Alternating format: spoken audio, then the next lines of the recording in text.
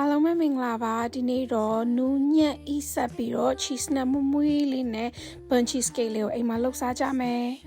လောက်ရအရန်လွယ်ကူတာမလို့အခုပဲစားလိုက်ရအောင်နော်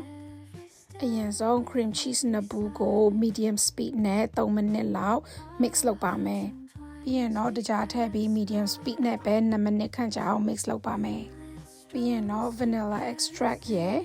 ကျဦးတစ်လုံးချင်းစီရဲ့ကိုထည့်ပြီးတော့ medium speed နဲ့ပဲ mix လုပ်သွားပါမယ်ရှင်ဒီညမှာအရေးကြီးတာလေအစစ်အခဲတွေမကြံအောင်တေချာလေးရောတမမွေရတဲ့အထိစိတ်ရှိရှိလေးစောင့်ပါမယ်အဲ့ဒါပြီးရင်တော့ဂျုံမုံကိုတေချာလေးစကားနဲ့စစ်ထည့်ပါမယ်နောက်ဆုံးအဆင့်အနေနဲ့ heavy cream ထည့်ပြီးစီးပိုင်လာတဲ့အထိ2မိနစ်လောက် mixer ထဲထားပါမယ်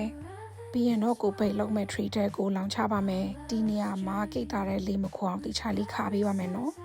bake လုပ်ပြီးရင်လေအေးခံပြီးရခဲ့တက်တာတဲ့တညထားတာပိုကောင်းတယ်